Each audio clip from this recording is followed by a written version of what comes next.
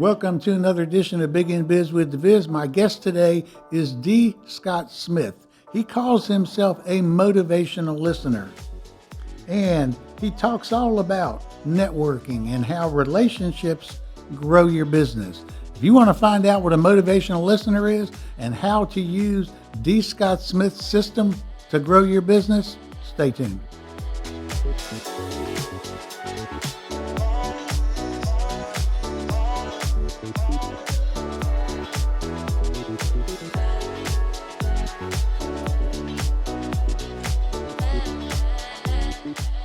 Welcome back to another edition of Big in Biz with DiViz. I'm Craig DiVizzio, and you're in for a treat today. I got one of the nicest guys that I have met, and I've met a lot of people over time, D. Scott Smith. He's out there in Oregon.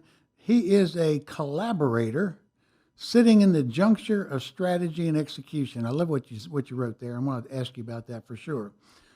He's also known as a motivational listener, which got my attention. I want to find out exactly what you mean by that, Scott. He's a speaker, coach, and mentor who will inspire and motivate you. He's also written a couple of books. His first book, Relationships Grow Your Business. Second book was Motivational Listener, Be Interesting by Being Interested. And he's got a book coming out the first quarter of this year called Influence Creation of Credibility. He's also created and published the Independent Planner. It's an analog calendar with unique daily goal-setting systems. And then, my gosh, this guy's everywhere. You can't, if you're tuning into any channels, you're probably going to hear him. He's got a lot of online broadcasts. He's got Virtual Global Tea Break, The Experience, live with Russ and Scott. And I was fortunate enough to be on that. Had a blast a couple of weeks ago. Another program, Business Builder Throwdown, and author interviews on Amazon Live. Scott is one of those fortunate people who evidently found the love of his life and coerced her to hanging in there with him for a long time, because he's going to celebrate his 38th wedding anniversary this year. And you'll probably see behind him guitars and his bass. He plays music whenever he can, and we may even get him to play a little bit on the show. I don't know. But Scott, welcome to the show, buddy. Hey, thank you so much, Craig. It's just what an honor to be joining you here. And thanks for the opportunity to talk about networking with folks. Yeah. And I'm going to cue everybody into your background. You've got that beautiful screen, and I appreciate it. I commented on it the first time that we talked. We had planned on talking about 30 minutes, and I think we ended up being an hour and 10 minutes or so. So we certainly don't have any problem banging ideas around. But I love what you put in the background there, where you've got the ocean, and of course you're on the West Coast. So now I know what the West Coast ocean looks like. So Absolutely. This is that's actually a live feed from the Pacific up here in California. So a little south, but I actually was born in California and moved up here when I was a young boy. So anyway, it's just kind of fun to have it. I've been watching the sunrise there on the Pacific Pier this morning. Cool, very cool. Talk before we get into the networking. Give the listeners, Scott, a little bit of your backstory. Kind of how do you got to where you are now? Because I think that I maybe cut out a part here that says, before you became a full-time entrepreneur, you worked in large and small companies in roles as CEO, COO, general manager. You've been around and doing a lot of different things. How did that pathway take you to where we are today? Well, business has always been fascinating to me. I will say, ever since I was in sixth grade, I knew I wanted to go into business. I went to college at Oregon State University, graduated with a degree in business and concentration in finance, with a minor in behavioral sciences, which is psychology, sociology, and cultural anthropology. So it's the individual, the groups, and then how we relate to each other. And I tell you, that has been helpful in business. All these years, I ended up in banking. Well, while I was in college, I worked for my stepfather. He was a CPA, and so I did taxes for 4 years for hundreds of small businesses. and then got into banking, again, working with a lot of small businesses for for 12 years and then got recruited to manage a credit union with Hewlett Packard. And so while I was there, I entered an MBA program.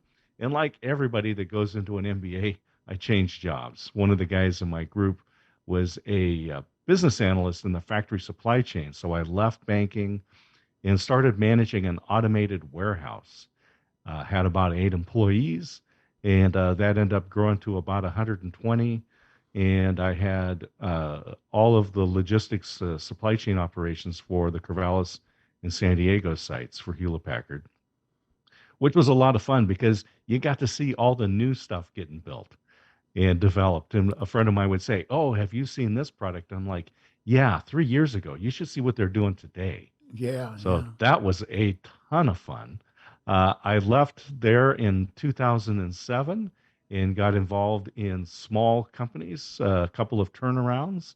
So the first company I got into, we manufactured display plate and book display holders. In fact, I've got one right here. These little wire Oh, yeah, yeah. holders. If you've Uh-huh. been in any bookstores, plate stores, we made these, and there's about 14 employees, and you can always tell the little GH. Those are the ones we made for Gibson holders. Sold those around the world.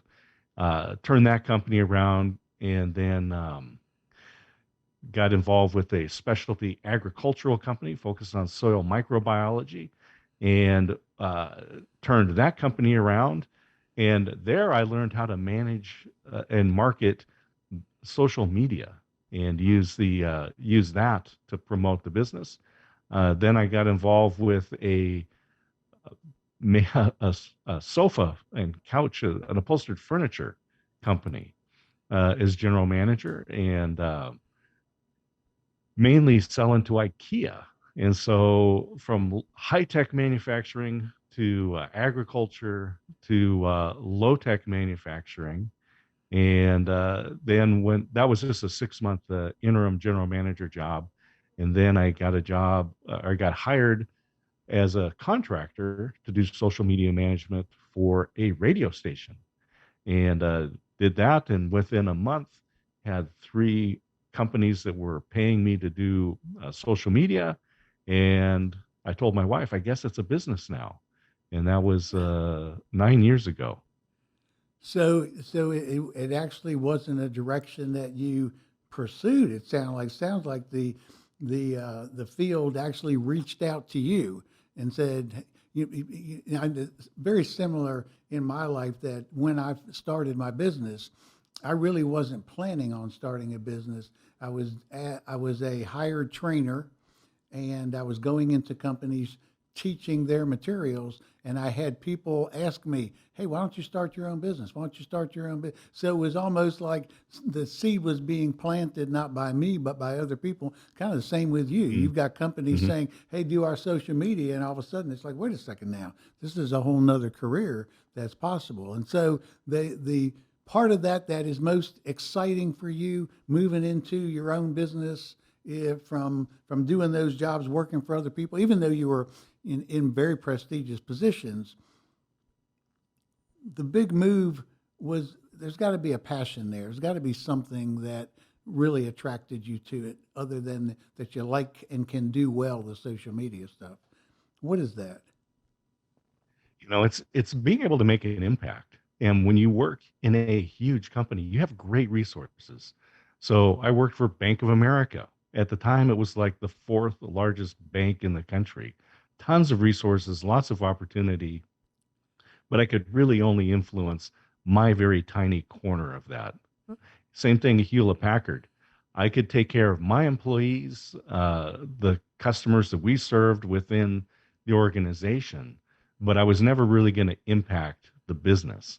Now, when I left and I got involved in small businesses, I took a couple of companies that were close to closing down and ending, and turned those around. Now, that's pretty gratifying, Oh, and I can only being able imagine. to Yeah, create those jobs. Yeah. yeah. So let's talk about networking. Was this, and I'll inform the listeners that you and I connected through a somebody that we both know pairing us together. Luke Hmm. Jean Louis said, "Hey Craig and hey Scott, you guys might enjoy each other." So we actually met through networking, but from somebody else Indeed. actually delivering that. And now we're going to talk about it on this show. Where do you want to start with that?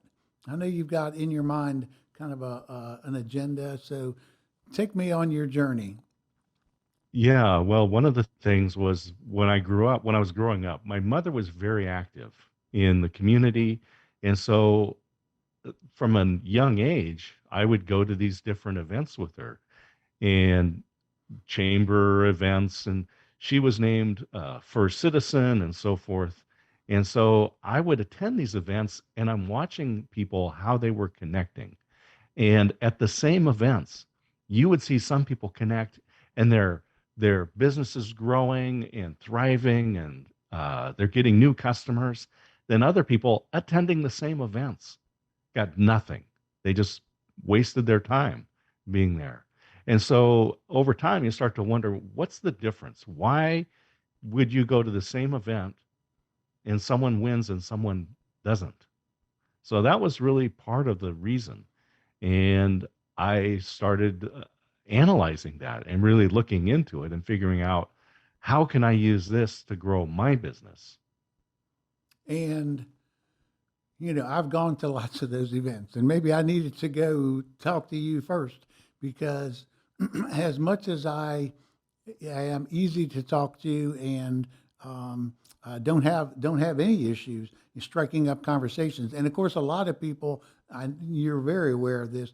That is maybe their biggest issue is even reaching out because they're not necessarily as outgoing, maybe as other people are. That may be their barrier. But that whole process of networking, even if you look at the Mhm. word, in the word it says NET work, and I'm thinking Right. I'm thinking Mhm. that some people say this is a lot of work, but in your analysis of this, what did you find out? What were some of the differences between those people who really utilized that opportunity well and were rewarded for it, and the people who unfortunately walked away with not much of anything? Mhm. Yeah, it's funny because like in college, I was told you need to network. This is how you're going to grow your career. Or if you're an entrepreneur, that's how you grow your business. But there was no classes, there was no instruction. It was just go to events.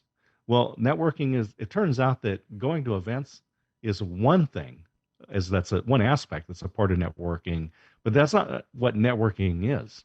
And a lot of people said, well, I can't network because of the pandemic and there's no events, which is not true. And I love when you mentioned that some people are not as outgoing because when you really look at networking and you look at the structure that I provide, it doesn't require you to be an extrovert, and it's not limited by being an introvert. And in fact, I've looked at different articles over the years, and if you Google up business networking, you'll get hundreds of thousands of articles. And there, a lot of what you'll learn there is just common sense. They'll say, choose the right events. Okay, but how do you do that? Listen more than you talk. Okay, that makes sense. Follow up on your commitments. These are all things that we learned in kindergarten. This is not business networking. So I wanted to know, what is it that you actually do? And so, in Motivational Listener, Be Interesting by Being Interested, a practical guide to being successful at business networking events. Whew, that was a title. Um, but I wanted to be descriptive. No, And I'm glad you're talking about it because I'm absolutely certain, Scott, that when I identified in the intro, you call yourself a motivational listener. That probably yeah. tripped a number of people up. It tripped me up the first time that I heard it. It's like, wait a second, isn't that supposed to be a motivational speaker? And so talk a little bit more Mm. about that part of it. Yeah, absolutely. Yeah. Yeah, yeah. And so the reason I named it Motivational Listener is, first of all, it is a pattern interrupt, right? And so, yeah, motivational speaker flows, motivational listener. It's a 180, and so it causes your brain to stop. And we'll talk about what that means, because in the book, the first half of in Motivational Listener is the brain science of how we connect. The second half gives you 6 steps that you actually do at a business networking event to connect to people, and that can be online and in person. And now, But and now, and I have now, to. I'm going to interrupt you, and I'm going to tell you. Now we got the listeners hooked. Now they're going like, wait a second, I need to hear this stuff. And you've been listening to Big in Biz with DiViz. We'll be right back, and we'll find out exactly what Scott's talking about right after this short break.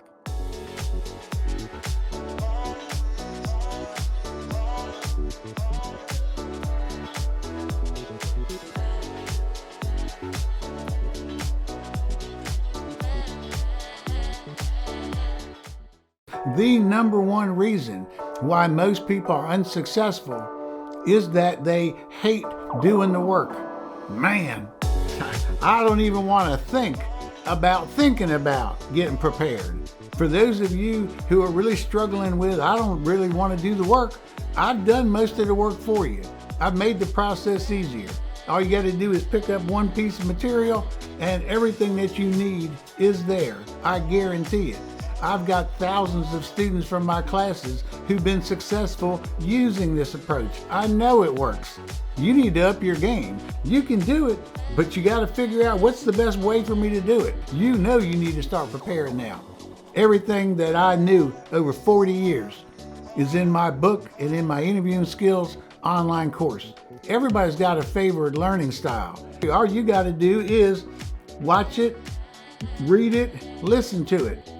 See ya.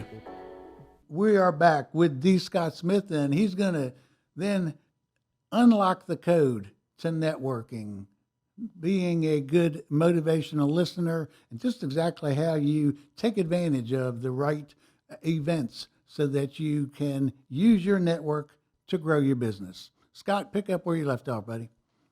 Yeah, we were talking about Motivational Listener, and I always have to give credit to my wife. So somebody asked her one time and asked her, "What do you do?" And she thought about it and she said very accurately, "I'm a motivational listener." I said, "Christine, I love that. I will always give you full credit because I'm a good husband," which I'm doing right now. But I'm stealing that. I'm stealing that. And that was back in about 2016. But I put some structure around it. And back in 2011, I wrote a blog post that said I was going to remind people how remarkable they are. And this goes back to some of the brain science. And when we learn, we use our prefrontal cortex, which is high energy, short term memory. When we, after time, when we repeat tasks, they become hardwired into our brain. We form new neural pathways and it moves into the basal ganglia. And so I can ask you about uh, teaching and training and how you deliver courses. And Craig, you would just be able to breathe that information out. You don't need to go to your reference documents. You don't need to Google it up. It's just right there, hardwired into your brain, which is wonderful. You can just breathe this information out. The downside is that you forget what it took to learn that information. You weren't born knowing how to be a good trainer, how to put together a course, how to deliver material in an interesting and engaging way that will be retained by your students. You weren't born knowing how to do that. And so I was going to remind people, and this is the deal with being a motivational listener. If you want to sum up what it means to be a motivational listener, the goal is for the speaker, and if we're having a conversation, that's you, Craig, for you to leave the conversation feeling better about yourself than before you started that conversation with me. That's the goal of being a motivational listener. And what we do is in motivational listener, be interesting by being interested. One of the things that we do in connecting with people is take them on a conversational journey. Because if you look at being a motivational listener, people say, well, isn't that just active listening? Well, it turns out that active listening is very passive. It's eye contact, body language, restating what you said, but you're leading the conversation. In being a motivational listener, I'm using all those skills of being an active listener, but I'm guiding the conversation. So I'd ask you, oh, Craig, what's going on in your world? And we'll talk about that phrase. What's going on in your world? So, oh, I'm a podcaster. Oh, a podcaster. How long have you been doing that? Right. Oh, well, I've been doing it for this. Oh, what were you doing before that? How did you get into that? Right. And you start going back and reminding the person, oh, well, I took this class and I went to this seminar and I bought this course and I had a lot of trial and error. And it's reminding them what it took to get to that point. And then you differentiate um, between uh, the reason they did that and what their motivation is. The result is being a podcaster, but the motivation is you have something that you want to share, right? And so we focus then on that motivation. And once we do that, you're going to walk out of there going, man, I'm a good, my listeners are fortunate that I did this, right? That I'm reminding you about this. And that's the goal of being a motivational listener. And we can do that whether we do it in person or online. And just this last thing was that motivational listener was a phrase that I used in a talk. I told you that I started it in 2016, and I gave a talk in the social media summit in Dublin, Ireland. Yeah, and a lot of deep knowledge, Facebook ads and Snapchat for business, and all these different ways to use LinkedIn and YouTube grow your business. My topic was the psychology and physiology of relationships. And in that, I looked at the academic research. And here's the crazy thing is that I looked at the academic research and said, the relationships proved that the relationships that we create online can be just as strong as those that we create face to face. And during this last 2+ years, that has been proven. That hypothesis was proven. But that's when I took on that term of motivational listener. And because I am the only motivational listener, that makes me the world's foremost authority. We'll bow down to you. Do you find that is something that you're talking about the in the marketing area, and the people that you're talking to, do they struggle with that, or do they grab onto that and say that concept makes a lot of sense, and I believe that I can gracefully move into doing that? Or another option is, well, that makes sense, but I'm not really sure I'm well equipped at this point to do what you just said, because that's not maybe not my natural talent to be able to do that, to be able to direct the conversation, to get to remind the person of everything they, I liked how you mentioned that, in terms of being interesting by being interested. I would always say, when I talked about networking, be more interested in the other person than they are Mhm. in you. Don't go in there to network and talk all about yourself. Everybody wants to walk away and say, boy, Scott was a great guy to talk to. Well, why? Because he was interested in me. That's why I Mhm. really. So do you find that people grab onto that and they go with it, or do they need a little bit more instruction beyond that? Hence, maybe the second part of what you talk about in your book. Yeah, so the concept is great, and we can grasp the concept. But I live here in Oregon, and it is the birthplace of Nike, and their advertising firm, Wyden and Kennedy, created the perfect slogan: "Just do it." So if you want to be good at something, you have to do it. And so you have to practice being a motivational listener. Just giving you a few tips here isn't going to transform you into a motivational listener, into a great networker. But the steps in the book really give you, I mean, it's everything: how to approach a single person at an event, how to break into a group when you're at an event, what are the first questions you ask, how do you break the ice. And I mentioned the question, I said, Craig, how's your world? And the reason I use that, and I give this to your audience freely, and I ask that you try this out the next time you're in the checkout stand and you're talking to the cashier, because there's a part of our brain called the orbital frontal cortex, and it is the error detection part of your brain. It's right behind your eyeballs, and our brains process information really fast.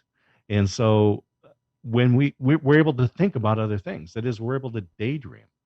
And the research says that we can daydream between 30 and 50% of our waking hours. So in a 30-minute conversation with you, Craig, you're daydreaming for 15 minutes. I'm daydreaming for 15 minutes. Somewhere along the line, we connect up, right? And it's not that you're not being attentive, it's just that your brain works fast. Right. And so when you're driving down the road, you can drive, operate the car safely, think about where you were going, uh, where you came from, what you're going to do this weekend, plans for this summer, until the squirrel runs out in front of the car. Then your brain, the orbital frontal cortex, kicks in, stops you from daydreaming, focuses everything at that moment. How do you not squish the squirrel, not hit the parked cars, not drive into oncoming traffic, right? So when we activate that, there's something that happens. And when you ask an unexpected question like, how's your world? You activate the orbital frontal cortex. And the other thing that it's responsible for is facial and vocal recognition. So when I ask, how's your world? It activates that part and it imprints my face and my voice in that person's brain. When you talk about this activation, um, I know that as I used to talk about attention span and how people really, I'll use your terminology, daydream in conversations, it's because we can process so much more information than the person can deliver. People cannot talk fast enough to capture. We can capture even more than they could talk. So is there a technique that you talk about in the book, this capturing their attention? Do you do that routinely through the conversation? I know the one question at the beginning does, but then if they are prone to daydreaming on us in this conversation, do you throw a squirrel out in front of them every now and then to get their attention? No, I'm thinking that you yeah, do that's a something good like question. that. Yeah. That's a good question. Yeah, you really don't, because but you're guiding the conversation, right? You're taking them on this conversational journey. And so they're talking about themselves and they love that. And Dale Carnegie, right, tells us that Right. that people's that they're their own favorite subject. But this phrase, how's your world? So when you're at the checkout stand and you're coming up, they're going to ask you these expected questions. Did you find everything you're looking for? You can still daydream and yes, I did. How's your day? It's fine, right? Nothing is happening. Then your response back to them is, how's your world? And watch what happens. Their brain is going to kick in and they're going to interpret, is my brain this checkout stand? Is it my job? Is it my place in the cosmos? They have to interpret that. And you'll get great responses back. And that's why you ask. So I encourage people, try this out. And I love hearing the stories about people when they come back after they've asked people this question. Do you have other questions like that in the book, or is that the one that gets the biggest response from people? Certainly, you mentioned that one really works with people. Are there other things that you can do? I guess I'm thinking about the person now who says, "Okay, Scott, I really appreciate you saying I don't have to be really outgoing. I can kind of Mhm. be shy, and I can still do this networking thing." What are some of the other things that you share for, we can drop a couple more tips on people for Mhm. this networking process? Maybe some of the things people struggle with that you see, hey, there's a couple of roadblocks and these are pretty big because a lot of people get tripped up by these. What would that, somewhere in that arena? Absolutely. I had a client and he was an engineer's engineer, heart of Silicon Valley. And he told me, Scott, as soon as I walk into a networking event, the first thing I think about is how long do I have to stay before it's rude for me to leave? And because he was uncomfortable there. He didn't have he's an engineer. Engineers are all about plans and processes and systems. And there's a great book called Atomic Habits by James Clear. And he has this phrase that really sums up a big portion of the book that says, we don't rise to the level of our goals, we fall to the level of our systems. So Mm. you can set lofty goals. You can say, well, I'm going to go to this event and I'm going to connect with this many people and I'm going to get these outcomes or sales or whatever it is. I mean, that's great. But what's the system? What's the process? What's the method that you're going to do? And that's where really relationships grow your business comes in and provides a structure. So one of the things that I found in doing my research is it said that attractive people are more successful. So, rats. Okay, well, Well, but but that's not surprising to any of us, right? well, and here's the other thing. In the research, it also says that confident people are more attractive. Okay. So if A equals B and B equals C, confident people are more successful. So with this client, with this engineer, giving him a system, a method, and a process gave him the confidence. Now, when he walks into that room, he doesn't have to be an extrovert and explode and talk. So here's the deal: extrovert, introverts. That's just how we get energy. Extroverts love to be in crowds. They love to be the center of attention. They like to talk. They get in their own way. Yak, yak, yak, yak. They never listen. The problem with introverts is they never say anything. They just hide off in the corner. So, but let's give you a system, a method, and a process. And so that's what relationships grow your business does. And so I'll be happy to share with you what that structure looks like. Yeah, that'd be great because as you're speaking, and we're closing it out now, Scott. As you're speaking, I'm thinking that what you just shared is probably impacting lots of people with their New Year's resolutions. They, because you talked about they set goals, but they really don't have a system behind it. And setting a goal, I want to do this or whatever it could be. If you don't have something behind that, it's almost doomed from the first moment. So fill in the gap on that, and we'll kind of close out with this, giving the listeners some really good tips. But we really want to say, hey man, you guys need to go and talk to Scott and call him up and buy his book and get inside this. We're just going to we're going to tease you a little bit right now with some of these. Go ahead, Scott. Absolutely. Absolutely. So on this network is broken up into two major sections. We have our extended network, which is hundreds and thousands of people. I've got 2,800 people that I'm connected with on LinkedIn. I do not know 2,800 people. The average person has 1,500 connections on LinkedIn. And I'm a big fan of LinkedIn because it is the standard for connecting online. So that's the extended network. Now, from there, we follow Robin Dunbar's rule that says we can manage about 150 relationships. So he's a sociologist out of England and says we can manage about 150 relationships. So here's the exercise. Take those 2,800, 1,500 contacts.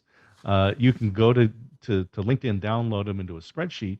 If you go through and eliminate the people that you don't know, and I'm saying just from the spreadsheet, but only leave the people that you would actually do business with or send a referral to. And every time I've done this, we come down to between 100 and 120 people. This is your active network. Now, within the active network, there is a structure. There is 5 defined roles that comprise that network. There are mentors and advisors. So who is it that you turn to for advice? Who do you ask when you need to make decisions? Mentees, because everyone should be giving back. And Craig, as a trainer, that the teacher always learns more than the student. So you Always. should have a mentee. Hmm. uh, Absolutely. the third part, yes, the third part is customers. Obviously, a part of your network. They're a great source of repeat business and referrals because they have direct experience working with you. And then we've got our advocates. Advocates are the people who will actually stand up for you publicly. They'll promote you. These are the people who are sending referrals your way. Then the largest, probably 2/3 of that 100 to 120 people in your active network are partners. And partners are people who solve problems that you don't solve, but allow you to add value into your network. Someone may come to you and go, "Oh, Craig, you uh, or have this online presence. Um, who does your website?" Well, you may not be a web developer, but you know somebody. And so when you connect them up, you're adding value into your network. I always go to Craig because, man, he knows the best graphic artists. He knows the best sound technicians.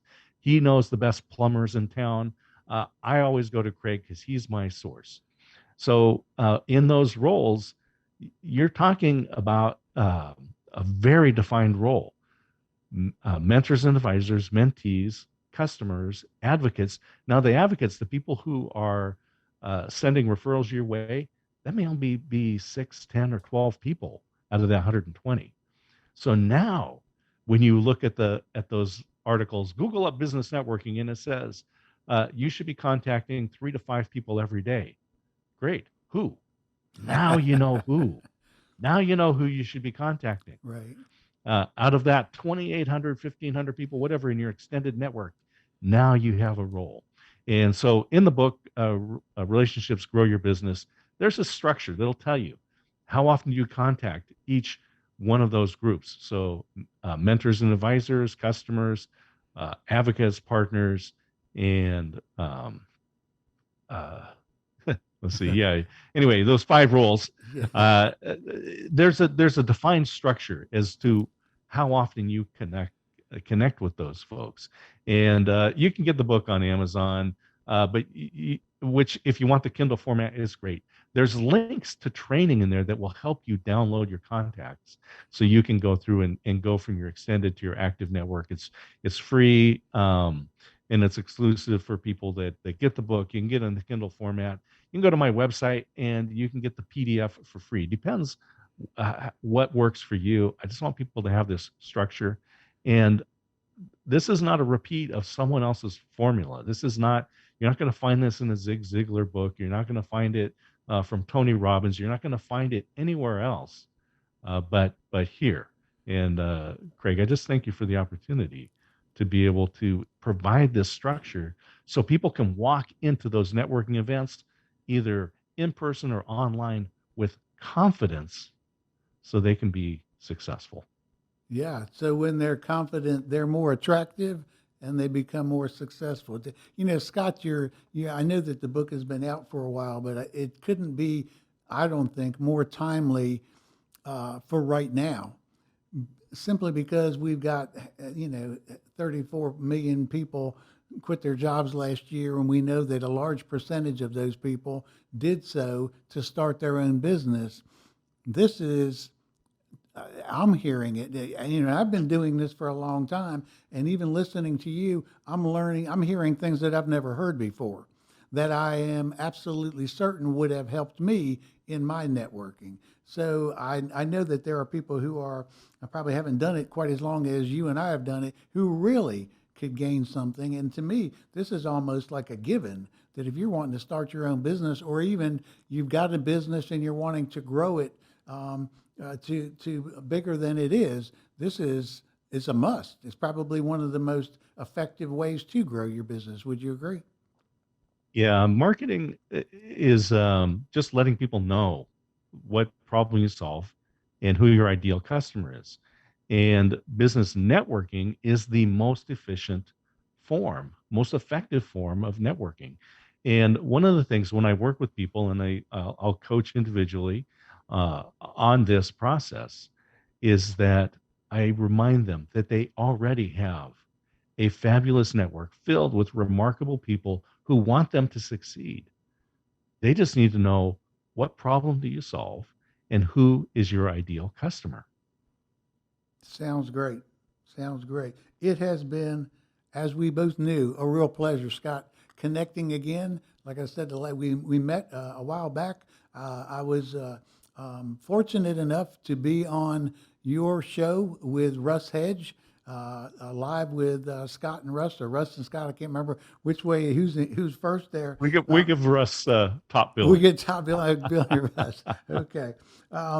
Folks, you're going to want to take my word for it. You're going to want to check out this work. As Scott said, this is not something you're going to find anywhere else. This is his deal. It is what he does well, and I'm sure he has tons of people who will attest to that.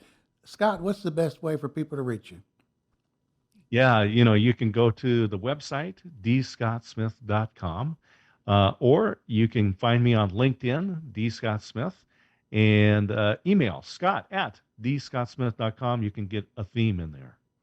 Sounds good. Make that first contact. You want to do some networking, network first with Scott, and he'll tell you how to network with tons of other people and grow your business. Scott, been a real pleasure having you on the show, and I want to thank you for being here and sharing what I know some people are saying. I'm glad I listened to that show because I want to follow up and give Scott a call or get his book. Greg, it has just been a blast hanging out with you. Thanks for the opportunity. Hey, man, all my pleasure. And that's it for another edition of Big in Biz. I want to thank you for watching. Till next time, stay cool, have good thoughts. See you.